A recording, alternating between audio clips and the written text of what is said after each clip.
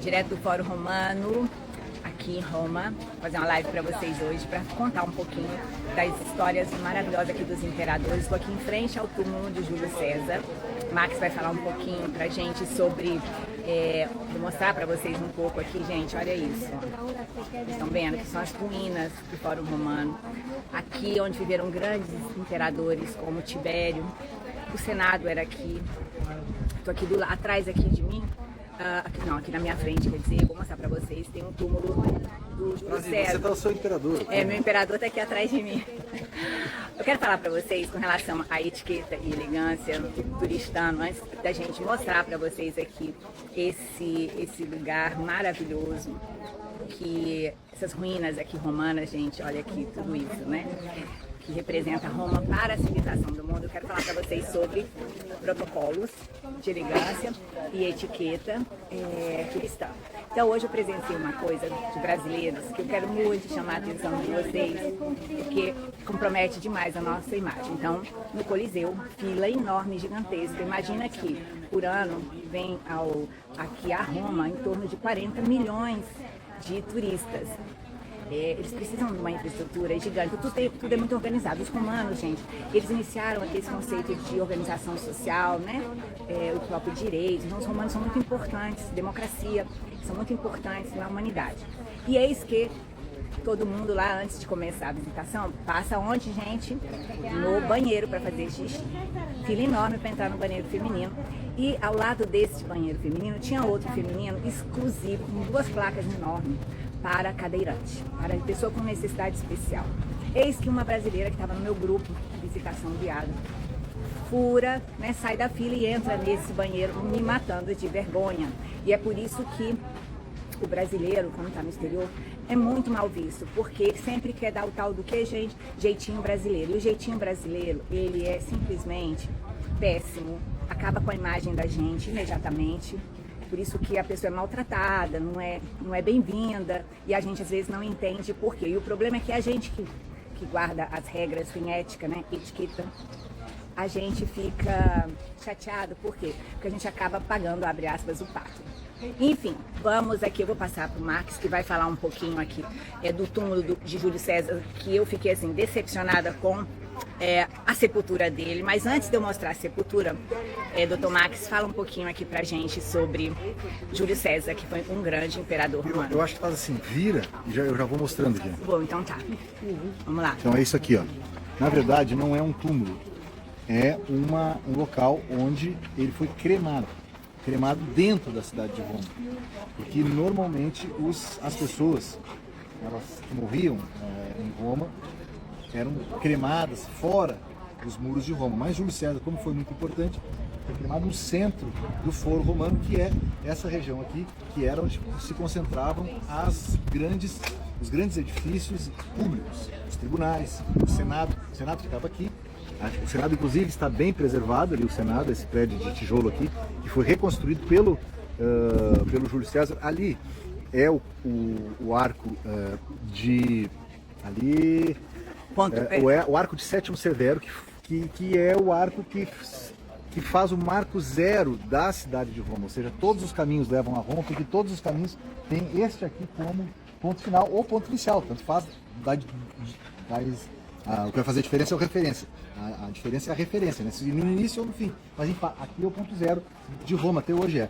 E aqui é o lugar onde o Júlio César foi cremado, né, pelo povo. O povo gostava de Júlio César. E houve uma traição, que todo mundo conhece essa traição, né, que é onde o Senado então mata o Júlio César, e aqui ele foi, é a pira do Júlio César, onde ele foi cremado. E ele ficou, o fogo que gerou, o fogo gerado pelo Júlio César, pelo corpo do Júlio César, ficou durante 14 dias sendo queimado aqui no centro, para mostrar justamente a revolta do povo. O povo não queria. O Júlio César era um imperador amado, e ele então foi cremado durante 14 dias como forma de revolta do povo, para mostrar para o Senado que o povo estava com o Júlio César. Então essa é uma das histórias, tem muita história, gente. Isso aqui são 2.700 anos de história.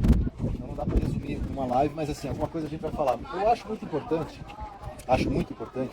além do Marco Zero, além do túmulo, que não é túmulo, né, o lugar onde ele foi cremado, Dá mesmo. a gente explicar isso aqui.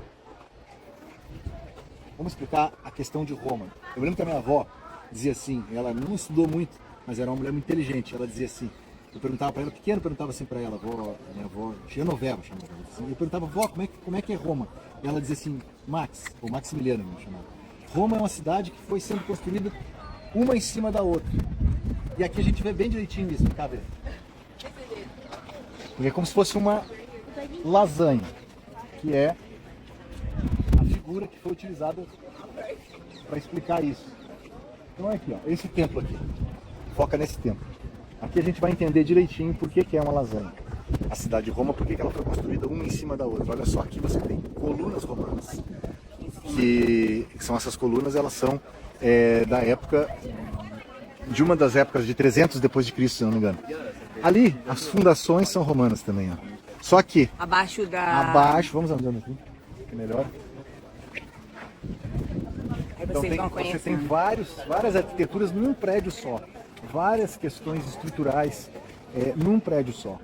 Aquela escada não é uma escada romana, é uma escada feita de tijolos, porque as escadas dos templos romanos eram escadas de mármore. Então aquela escada já é uma outra época. Essa fundação aqui, ó, é uma fundação romana. Aqui é romano. E atrás, uma igreja cristã do século 700. Século V depois de Cristo, ou VI depois de Cristo. Porta da igreja. Que já é uma igreja cristã que não tem nada a ver, né, com as questões, as outras fundações. Né? Então aqui ainda tem um vestígio da escada romana, que é esse mármore. Aqui já é uma outra construção de não sei quantos séculos, eu não sei lhe dizer agora. E ali tem uma fundação romana, aqui romano, ali atrás cristão. Então são vários séculos, por isso que Roma é chamada cidade eterna. Ela tem 2.700 anos de história.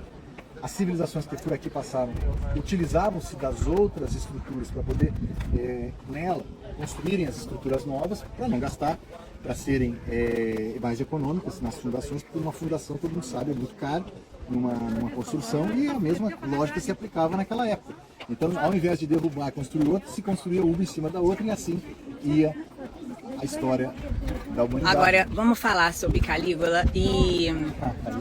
Não, vamos falar aqui, porque o imperador Calígula, a gente sempre estudou que o Calígula, ele foi um louco, né? Não é verdade? Precisa ser contextualizada. A gente ouve a história, lê a história, sempre pelo ângulo de alguém. Né? Quem escreve a história, escreve a partir do que ele estudou, do que ele leu, mas também do que ele pensa a respeito do mundo. Então o Calígula é tido como um vilão. Mas ele, no início do reinado dele, do império dele, ele foi um imperador considerado um imperador bom. Mas ele teve problemas pessoais graves, porque o pai dele foi assassinado, a mãe dele foi assassinada, ele era um rapaz que foi criado por tutores, e aí teve um derrame, né? Levou ele, assim, o destino levou ele a ser imperador, porque ele era da família do imperador anterior e acabou sendo Calígula. Mas ele teve um acidente também, que ele ficou em coma, e quando ele voltou, ele não voltou muito bem da cabeça, e aí continuou fazendo situações sem coerência, né? Ele foi visto como mal, mas na verdade, gente, o que o historiador, né, os historiadores italianos colocam, é que na verdade ele teve um acidente, um AVC de certo grau, voltou com problemas cognitivos, enfim. E aí ficou com essa fama de mal, mas ele era mal, mas era bom, como todos nós somos, né? Tem a parte má, a parte boa, mas o que os historiadores eles acabam fazendo mais, dá mais, né, audiência, você falar da parte má da pessoa. Então o Calígula é um desses típicos exemplos de que você falar mal é melhor, dá mais audiência. Então a gente não sabe. É importante aqui falar. E quando você está conversando com os guias, estudando um pouco mais da história de Roma, a gente sempre vê, nós, os brasileiros especialmente, pessoas que são alimentadas pelas informações que vêm da televisão, dos filmes e também dos livros. A gente não contextualiza. Os imperadores, por que eles demoram? Por que o Império Romano era bom para eles, os romanos? Tinha um povo que gostava. Se o povo fosse contra, mesmo sendo ditadores, mesmo não havendo democracia, mesmo sendo pessoas que não votavam, né? Ou só uma elite votava, ou só o Senado escolhia, mesmo assim você precisa ter popularidade para ser um imperador.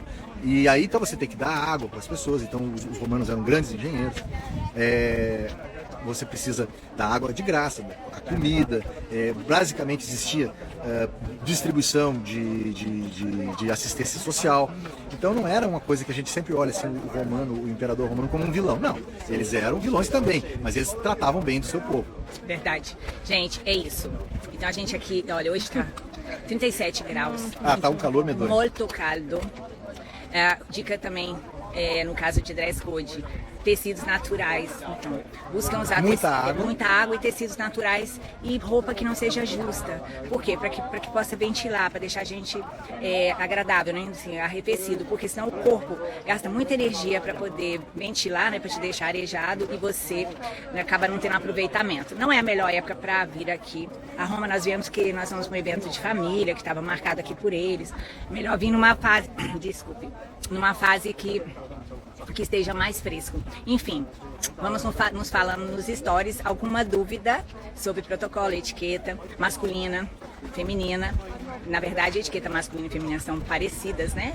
Tem alguns detalhes que modificam, mas elas são bastante próximas.